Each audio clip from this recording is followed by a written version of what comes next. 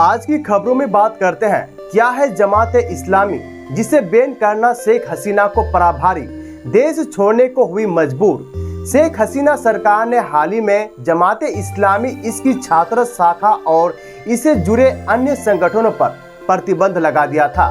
ये कदम बांग्लादेश में कई सप्ताह तक चले हिंसक विरोध प्रदर्शनों के बाद उठाया गया था। कहा जा रहा है कि सरकार की इस कार्रवाई के बाद ये संगठन शेख हसीना सरकार के खिलाफ सड़कों पर उतर आए हैं। बांग्लादेश में आगाजनी और भीषण हिंसा हो रही है, हालात बेकाबू हो चुके हैं। देशव्यापी कर्फ्यू को दरकिनार करते हुए प्रदर्शनकारी सोमवार को बांग्लादेश के कई इलाकों में मार्च के लिए इकट्ठा हुए थे। प्रदर्शनकारी बांग्लादेश की प्रधानमंत्री शेख हसीना के इस्तीफे की मांग कर रहे थे। इस दौरान प्रदर्शनकारियों और सत्तारूढ़ पार्टी के समर्थकों के बीच झड़पें शुरू हुई, जिसने देखते ही देखते भीषण हिंसा का रूप ले लिया।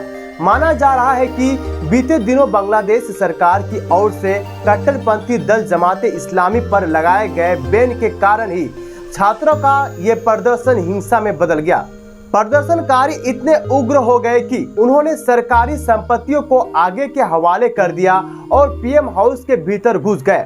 वीडियो में प्रदर्शनकारियों को पीएम हाउस के भीतर घुसकर मौज मस्ती करते हुए देखा जा रहा है। कुछ ऐसे ही तस्वीरें कुछ साल पहले श्रीलंका से सामने आई थी। इतना ही नहीं, कुछ लोगों को बांग्लादेश के राष्ट्रपिता जानने वाले शेख मुजीबुर की मूर्ति पर चढ़कर हथौड़ा चलाते भी देखा गया। इसके बाद शेख हसीना सरकार ने जमात इस्लामी को किया बैन। दरअसल शेख हसीना सरकार ने हाल ही में जमात इस्लामी, इसकी छात्र शाखा और इससे जुड़े अन्य संगठनों पर प्रतिबंध लगा दिया था। ये कदम बांग्लादेश में कई सप्ताह तक चले हिंसक विरोध प्रदर्शन के बाद उठाया गया था। कहा जा रहा है कि सरकार की इस कार्रवाई के बाद ये संगठन शेख हसीना सरकार के खिलाफ सड़कों पर उतर आए हैं। सरकार ने आतंकवाद विरोधी कानून के तहत जमात इस्लामी पर बैन लगाते हुए कट्टरपंथी पार्टी पर आंदोलन का फायदा उठाए और लोगों को हिंसा के लिए बरगलाने का आरोप लगाया था। जमात इस्लामी पर प्रतिबंध लगाने का फैसला शेख हसीना की पार्टी अवामी लीग के नेतृत्व वाले 14 पार्टियों के गठबंधन की मीटिंग में लिया गया था। इस मीटिंग के दौरान कथित रूप से सहयोगी पार्टी ने भी कट्टर पार्टी पर बैन लगाने की अपील की थी। और आगे बात करते हैं, जमात इस्लामी क्या है। जमात इस्लामी एक राजनीतिक पार्टी है जिसे बांग्लादेश में कट्टरपंथी माना जाता है। ये राजनीतिक पार्टी पूर्व पीएम खालिदा जिया की समर्थन पार्टियों में शामिल है। जमात पर प्रतिबंध लगाने का हालिया निर्णय 1972 में राजनीतिक उद्देश्यों के लिए धर्म का दुरुपयोग के लिए प्रारंभिक प्रतिबंध के 50 साल बाद लिया गया है। और इसके बाद जमात इस्लामी की स्थापना 1941 में ब्रिटिश शासन के तहत अविभाजित भारत में हुई थी। 2018 में बांग्लादेश हाईकोर्ट के फैसले का पालन करते हुए चुनाव आयोग ने जमात का पंजीकरण रद्द कर दिया था।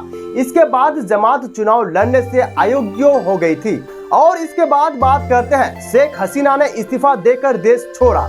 फिलहाल हालत यह है कि बांग्लादेश की प्रधानमंत्री शेख हसीना ने पीएम पद से इस्तीफा दे दिया है और ढाका छोड़ दिया है। हिंसा के बीच बांग्लादेश के आर्मी चीफ जनरल वकार उज जमान ने प्रेस कॉन्फ्रेंस कर लोगों से शांति बनाए रखने की अपील की है। देश को संबोधित करते हुए उन्होंने कहा, आपकी मांगे हम पूरी करेंगे।